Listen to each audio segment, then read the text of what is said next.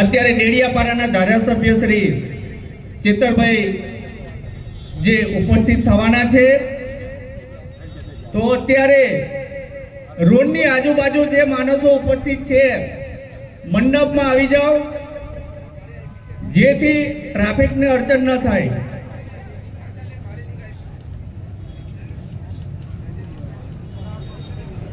થોડા આગળ આવી જાઓ. આ પાછળ બી ઉભેલા અંદર આવી જાઓ, બાજુ બી ઉભેલા અંદર આવી જાઓ.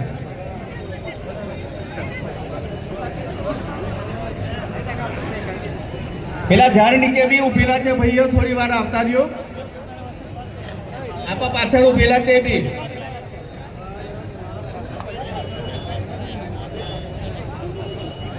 કે ક્રાંતિ સર્જાઈ રહી છે. 30 વર્ષથી ભારતીય જનતા પાર્ટીએ જે જુઠ્ઠાણા ચલવીને આપણા આદિવાસીઓને જે ગુમરાહ કરેલા છે, પણ હવે મને એવું લાગે છે કે હવે આપણા આદિવાસી છેતરાવાના નથી અને હવે છેતરાવું પણ ના જોઈએ.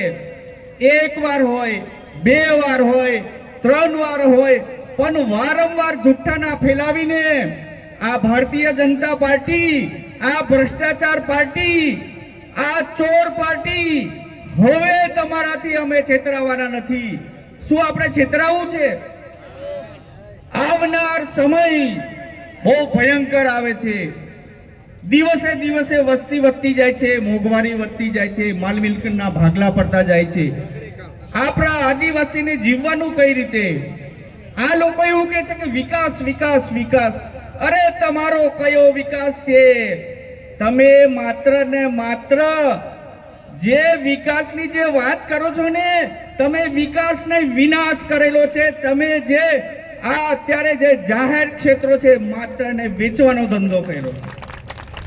આ ભારતીય જનતા પાર્ટીના નેતાઓને શરમ આવી જોઈએ કે અમે વિકાસ કર્યો છે.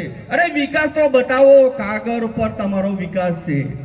તમારા નેતાઓ માત્ર ને માત્ર ભ્રષ્ટાચાર કરે છે, ભ્રષ્ટાચારમાં રચ્યા પચ્યા રહે છે. જેને પગમાં ચંપલિયું ન મળતું હોય અત્યારે ફોર્ચ્યુનર ફેરવે છે. ક્યાંથી આવી? એના જવાબદાર આપણે છે. આપણે બોલતા નથી. ગીતામાં કીધું છે જીવનમાં લાચારી લેસ તો ન લાવજે, લડજે ખુમારીથી જીવન સંગ્રામ. જિંદગી ખુમારીથી લડવાની છે, લાચારીથી નહીં. આવા ચોરો સામે આપણે હાથ લંબાવવાનો છે અને એમની હાથે બાદ ભીડવાની છે. તૈયાર છો ને? આગળ તાલુકા પંચાયત, જિલ્લા પંચાયત આવે છે. 2027માં વિધાનસભાની ચૂંટણી આવે છે. અત્યારથી જ એમના મૂળ આપણે ઉખેડી નાખવા પડશે. આ લોકોએ જે કાયદો વ્યવસ્થા રહેવા દીધો નથી, સરકાર જેવું કઈ રહેવા દીધું નથી. તમે ગમે ત્યાં જાઓ તમને ન્યાય મળે નહીં. કારણ કે કાયદાના જે રક્ષક છે, કાયદાની જેને જવાબદારી સોંપેલી છે, જે ગવર્નમેન્ટ જે સર્વન્ટ છે, એ ભારતીય જનતા પાર્ટીના હાથા બની ગયા છે. ભાજપ વાળા જે કહે એ પ્રમાણે જ એ લોકો બોલે છે. દિવસ છે તો દિવસ નહીં બોલે. ભાજપ વાળા એમ બોલે કે રાત બોલ, તો યાર રાત બોલશે. પણ એવા લોકો સામે આપણે સજ્જડ જવાબ આપવાનો છે.